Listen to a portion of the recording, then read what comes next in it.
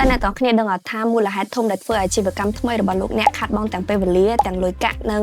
កម្លាំងគឺដោយសារតែលោកអ្នកពង្រីកអាជីវកម្មរបស់ខ្លួនទាំងមិនដឹងពីដំណាក់កាលរបស់ខ្លួនផ្ទាល់បើសិនបើអ្នកចង់ដឹងពីរបៀបនៃការធ្វើអាជីវកម្មឲ្យមានការរីកចម្រើននិងលូតលាស់ទៅបានល្អសូមមកស្ដាប់ឱកាសធំៗទាំង3នៅក្នុងសប្តាហ៍នេះសម្រាប់កម្មវិធីទី1គឺនៅថ្ងៃប្រហ័សទី2ខែកក្កដានេះចាប់ពីម៉ោង 1 កន្លះថ្ងៃត្រង់ទៅមជ្ឈមណ្ឌលបណ្ដុះធុរកិច្ចថ្មីដែលចូលបានសហការជាមួយនឹង Swiss Contact Cambodia រៀបចំសិក្ខាសាលា Spark Mid Season 5ក្រោមប្រធានបទ On the Grow Journey Navigating the 3 Stages of Startup Growth នៅក្នុងវគ្គនេះលោក Mike Decker នឹងចែករំលែកពីបទពិសោធន៍ផ្ទាល់ខ្លួនពីដំណាក់កាលទាំង3នៃ Startup ក៏ដូចជាការស្វែងយល់ពី Problem Solution Fit និង Product Market Fit ផងដែរដើម្បីកុំឲ្យអាជីវកម្មរបស់លោកអ្នកដើរផ្លូវខុសឬក៏បញ្ញាពង្រីកខ្លួនទាំងដែលមិនទាន់រួចរាល់កម្មវិធីនេះគឺ free 100% អញ្ចឹងសម្រាប់ការចុះឈ្មោះគឺ first come first serve អញ្ចឹងរាន់ចុះឈ្មោះទាំងអស់គ្នាណាហើយមួយទៀតគឺសម្រាប់បងប្អូនដែលជាម្ចាស់សហគ្រាសធុនតូចនិងមធ្យមកម្មវិធី Entrepreneur Investment Support ឬហៅកាត់ថា EIS ក៏បានពន្យាពេលទទួលពាក្យរហូតដល់ថ្ងៃទី3ខែកក្កដាខាងមុខនេះដែរនេះគឺជាកម្មវិធីជំនួយបច្ចេកទេសដ៏ពិសេសមួយដែលនឹងជួយរៀបចំនិងតម្រង់ទិស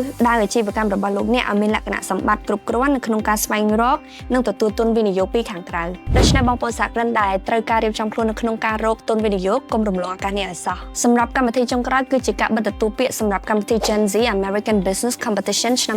2026គឺនៅថ្ងៃទី3ខែកក្កដាខាងមុខនេះនេះជាឱកាសកម្រមួយសម្រាប់អ្នកនៅក្នុងការនាំយកគំនិតអាជីវកម្មឬដំណោះស្រាយបច្ចេកវិទ្យាថ្មីៗមក pitch នៅលើឆាកដើម្បីប្រកួតប្រជែងជាមួយសិស្សនិស្សិតដទៃទៀតដើម្បីមានឱកាសទទួលបានជ័យលាភីផងដែរឱកាសល្អៗទទួលបានទាំងការរៀនសូត្រពីអ្នកជំនាញនិងឱកាសបញ្ចេញសមត្ថភាពគឺបានម្ដងហើយសម្រាប់ link ចុះឈ្មោះគឺមាននៅលើ captions. I'll see you guys for the next opportunity